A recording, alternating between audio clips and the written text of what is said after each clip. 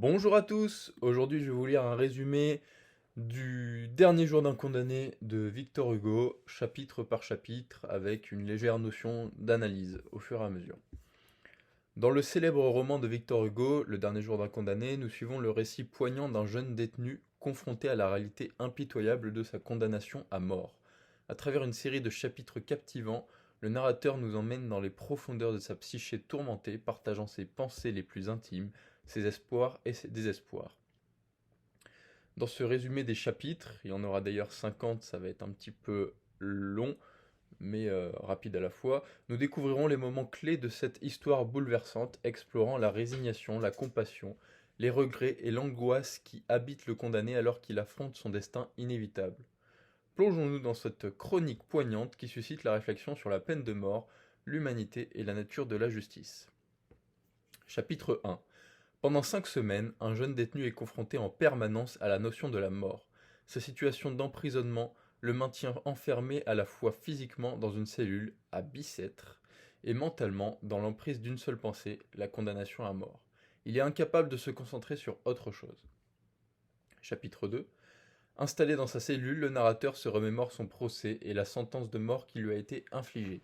Il raconte en détail les circonstances entourant son procès ainsi que sa propre réaction face au verdict inéluctable. Chapitre 3. Le condamné semble résigné face à ce verdict. Il ne ressent pas un profond regret pour les choses de sa vie, considérant que tous les individus sont, d'une certaine manière, des condamnés en attente.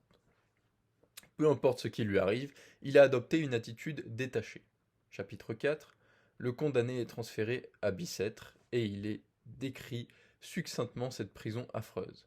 Chapitre 5. Le narrateur partage avec nous son expérience de son arrivée à la prison. Il explique comment il a réussi à améliorer ses conditions de détention en se montrant obéissant et en utilisant quelques mots de latin. Il nous livre ensuite des informations sur l'argot utilisé en prison. Chapitre 6. Dans un monologue intérieur, le prisonnier partage avec nous sa décision de se lancer dans l'écriture. Tout d'abord, il envisage cette activité comme une source de distraction et d'oubli pour ses propres angoisses. Ensuite, il souhaite écrire pour ceux qui sont en position de juger, dans l'espoir que leurs mains deviennent moins promptes à prononcer des condamnations à mort. C'est sa manière à lui de contribuer à l'abolition de la peine capitale. Chapitre 7. Le narrateur se pose la question de l'intérêt qu'il peut trouver à sauver d'autres vies alors qu'il est incapable de sauver la sienne. Chapitre 8. Le jeune condamné fait le compte du temps qui lui reste à vivre. Il constate qu'il ne lui reste que 6 semaines, dont il en a déjà passé 5, voire peut-être 6. Il réalise qu'il lui reste très peu de temps. Chapitre 9. Le détenu vient de rédiger son testament, où il exprime ses préoccupations concernant les personnes qu'il laisse derrière lui, sa mère, sa femme et sa petite-fille. Il se soucie particulièrement de cette dernière. Chapitre 10. Le narrateur du récit décrit le cachot où il est enfermé, explorant l'absence de fenêtres. Il mentionne également un long couloir avec des cellules réservées aux prisonniers, tandis que les 3 premières cabanes sont destinées aux condamnés à mort. Chapitre 11. Durant sa longue nuit, il se lève pour nous décrire les murs de sa cellule qui sont couverts d'inscriptions, témoignages laissés par d'autres prisonniers. L'image d'un échafaud dessiné sur le mur le trouble profondément. Chapitre 12. Le prisonnier poursuit sa lecture des instructions sur les murs de sa cellule et y découvre les noms de criminels qui ont déjà résidé dans cet lugubre endroit. Chapitre 13. Le narrateur personnage évoque un événement marquant survenu récemment dans la cour de la prison, le départ des forçats vers le bagne de Toulon. Il décrit cette scène comme un véritable spectacle en 3 actes, la visite médicale, la visite des geôliers et le ferrage des prisonniers. Il témoigne du traitement cruel infligé à ces condamnés à la fin de ce spectacle. Il s'évanouit. Chapitre 14. Après avoir repris conscience, il se retrouve dans l'infirmerie et, depuis une fenêtre, il observe les forçats partir tristement sous la pluie en direction du bagne de Toulon. Il préférerait la mort plutôt que d'être soumis aux travaux forcés. Chapitre 15. Enfermé dans sa cellule, le prisonnier ressentait un léger sentiment de liberté lorsqu'il était à l'infirmerie. Cependant, l'idée de la mort le hante à nouveau et il commence à envisager une évasion. Chapitre 16. Le narrateur se remémore les précieuses heures de liberté qu'il a passées à l'infirmerie. Il se souvient tout particulièrement d'une jeune fille dont la voix pure et veloutée résonnait dans la pièce alors qu'elle chantait une chanson en argot. Chapitre 17. Son désir d'évasion persiste dans son esprit. Il se laisse emporter par l'imagination de se trouver hors de prison, au port, prêt à embarquer vers l'Angleterre. Cependant, son rêve est soudainement interrompu par l'arrivée d'un gendarme qui lui demande son passeport, brisant ainsi ses illusions. Chapitre 18. À 6 heures du matin, le guichetier pénètre dans la cellule et interroge le condamné sur ses préférences alimentaires. Il lui demande ce qu'il souhaite manger. Chapitre 19. Le directeur de la prison se présente personnellement à la cellule du condamné. Il adopte une attitude douce et bienveillante, ce qui fait réaliser au jeune homme que son heure est venue. Chapitre 20. Le narrateur médite sur son geôlier. La prison et surtout la mort qui semble omniprésente dans son environnement, imprégnant les murs et se manifestant chez les guichetiers.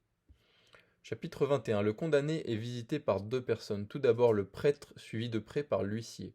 Ce dernier lui apporte une nouvelle bouleversante. Le pourvoi a été rejeté et son exécution est prévue le jour même sur la place de Grève. L'huissier lui donne rendez-vous dans 1 heure pour l'emmener. Chapitre 22. Le détenu est transporté à la conciergerie. Il relate le voyage et les échanges qu'il a eus avec le prêtre et l'huissier pendant le trajet. Il reste silencieux et semble plongé dans ses pensées. À 8h30, la charrette est déjà devant la cour.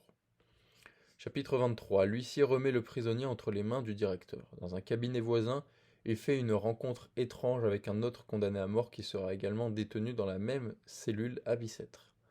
Ce dernier, fils d'un ancien condamné à mort, lui raconte son histoire et s'empare de sa redingote. Chapitre 24. Le narrateur est furieux car l'autre condamné s'est emparé de sa redingote. Chapitre 25, le condamné est déplacé vers une nouvelle cellule où il reçoit les objets qu'il a demandés, une chaise, une table, du matériel d'écriture et un lit. Chapitre 26. À 10 heures, le condamné ressent de la compassion pour sa petite fille qui devra grandir sans son père. Il craint qu'elle ne soit rejetée ou détestée en raison de sa relation avec lui. Chapitre 27. Le narrateur est intrigué par la façon dont on pouvait perdre la vie sur l'échafaud. Chapitre 28. Il se souvient d'avoir déjà assisté à l'installation d'une guillotine sur la place de Grève. Chapitre 29. Le jeune détenu désespéré d'attendre en vain une grâce qui tarde à venir commence à considérer les galères comme une alternative préférable, en attendant qu'un jour la grâce se manifeste. Chapitre 30. Le condamné reçoit la visite du prêtre, mais il n'apprécie guère sa présence. Le prêtre parle d'une manière mécanique et semble peu touché par la souffrance du prisonnier. Malgré une table délicate et bien garnie, le condamné est incapable de manger. Chapitre 31. Le narrateur est étonné de voir un homme prendre des mesures dans sa cellule. Il trouve cela ironique car la prison sera rénovée dans 6 mois. Chapitre 32. Un autre gendarme prend la relève, se montrant quelque peu brusque. Il demande au prisonnier de se rendre chez lui après son exécution afin de lui révéler les 3 numéros gagnants à la loterie. Le condamné voit une opportunité dans cette demande étrange et lui propose d'échanger leurs vêtements. Cependant, le gendarme refuse, ayant compris que le prisonnier souhaite s'évader. Chapitre 33. Afin d'échapper à sa réalité présente, le narrateur se plonge dans ses souvenirs d'enfance et de jeunesse. Il s'attarde particulièrement sur le souvenir de Pepa, une jeune Andalouse dont il était éperdument amoureux et avec qui il a partagé une magnifique soirée estivale. Ce souvenir occupe ses pensées pendant un moment, lui permettant de s'évader de sa situation actuelle. Chapitre 34. Au milieu de ses souvenirs de jeunesse, le condamné est assailli par la pensée de son crime. Entre son passé et son présent, il ressent une profonde culpabilité qui se matérialise comme une rivière de sang. Le sang de sa victime, représentant l'autre, et le sien, celui du coupable. Cette image sanglante symbolise la tragédie de ses actions et la séparation irréversible entre son ancienne vie et sa réalité actuelle. Chapitre 35. Le narrateur contemple avec envie toutes ces personnes qui continuent à vivre leur vie de manière tout à fait normale, ignorant la réalité oppressante de sa situation. Il médite sur le contraste frappant entre leur insouciance quotidienne et son propre sort tragique. Cette observation souligne l'injustice de sa condition et renforce son sentiment d'isolement et d'incompréhension face à un monde qui semble si éloigné de sa propre réalité. Chapitre 36. Un souvenir remonte à la surface dans l'esprit du narrateur, celui d'une visite qu'il a faite à la grande cloche de Notre-Dame de Paris, également connue sous le nom de Bourdon. Il se remémore les détails de cette expérience, se rappelant de la majesté de la cathédrale et de l'impressionnant carillon qui résonnait dans les hauteurs. Ce souvenir évoque une parenthèse de fascination et d'émerveillement, contrastant avec sa réalité actuelle du prisonnier condamné à mort. Chapitre 37. Le narrateur esquisse une brève description de l'hôtel de ville. Il mentionne l'imposante architecture de cet édifice avec ses façades élégantes et ses détails minutieux. Bien que la description soit succincte, elle laisse entrevoir la grandeur et la beauté de cet emblématique bâtiment municipal. Chapitre 38. Le condamné ressent une douleur violente, une souffrance qui se répand dans tout son corps. Il est tourmenté par une sensation douloureuse qui le consume. À ce moment-là, il lui reste 2h45 avant que son temps ne s'achève. Chapitre 39, on prétend que sous la guillotine, la souffrance est absente, que tout se passe rapidement. Le narrateur se questionne sur la validité de cette affirmation, car aucun condamné déjà exécuté ne peut témoigner de cette expérience. Il remet en doute la certitude de cette prétendue absence de souffrance. Chapitre 40, le jeune détenu garde à l'esprit le roi, car c'est sa seule volonté, car c'est de sa seule volonté que dépend la grâce tant attendue. Sa vie est suspendue à une simple signature. Malgré les incertitudes, il conserve un espoir constant, espérant toujours que le roi accordera la clémence tant espérée. Chapitre 41. Le condamné est hanté par la pensée imminente de sa mort. Il ressent le besoin pressant de se confesser et demande la présence d'un prêtre pour accomplir ce rituel. Il exprime également le désir de recevoir un crucifix afin de l'embrasser, cherchant ainsi réconfort et rédemption spirituelle avant son exécution. Chapitre 42. Le condamné succombe à l'épuisement et s'endort brièvement. C'est un sommeil profond, mais troublé par un cauchemar intense qui le réveille brusquement. Son corps est envahi par une sueur froide et il frissonne, marquant ainsi l'angoisse et la tension qui le submergent à l'approche de sa mort imminente. Chapitre 43. La petite Marie, la fille du condamné, se présente devant lui pour une visite. Cependant, la fraîcheur et l'innocence de la jeune fille le frappent profondément, car elle ne le reconnaît pas comme son père. Dans son esprit tourmenté, le jeune condamné perd tout espoir, sachant que sa situation a déjà atteint un point de non-retour. Chapitre 44. Le détenu, confronté à une heure qui lui reste avant sa mort imminente, doit faire face à l'idée inéluctable de sa fin. La visite déchirante de sa fille a profondément exacerbé son désespoir, l'enfonçant encore plus dans un abîme de tristesse et de résignation face à son destin tragique. Chapitre 45. Il médite sur la foule qui se rassemblera pour assister au spectacle de son exécution, réalisant que parmi ces spectateurs enthousiastes, il pourrait y avoir des individus dont le destin les mènera, sans le savoir, à partager le même sort fatal que lui. Chapitre 46. Après le départ de la petite Marie, le père se demande s'il lui reste suffisamment de temps pour rédiger quelques pages afin de s'expliquer et de se justifier aux yeux de sa fille. Il aspire à lui donner des explications qui pourraient atténuer sa peine et lui faire comprendre les circonstances qui l'ont conduit à cette situation tragique. Chapitre 47. Ce chapitre comporte une note de l'éditeur. Les feuillets qui se rattachent à celui-ci sont perdus, ou peut-être que le condamné n'a pas eu le temps de les écrire. Chapitre 48. Le condamné est dans une chambre de l'hôtel de ville. À 3 heures, on vient l'avertir qu'il est temps. Le bourreau et ses deux valets lui coupent les cheveux et le collet avant de lier ses mains. Le convoi se dirige ensuite vers la place de Grève, devant une foule de curieux qui attendent l'exécution. Chapitre 49. Le condamné adresse une supplication pour obtenir sa grâce à l'individu qu'il prend pour un juge, un commissaire ou un magistrat.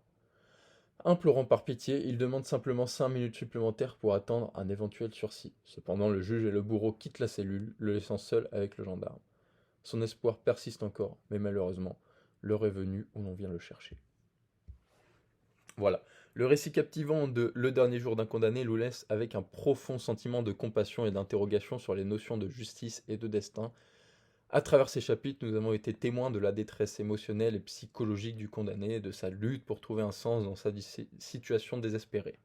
Victor Hugo nous invite à réfléchir sur les implications de la peine de mort et à remettre en question notre compréhension de la justice et de la compassion.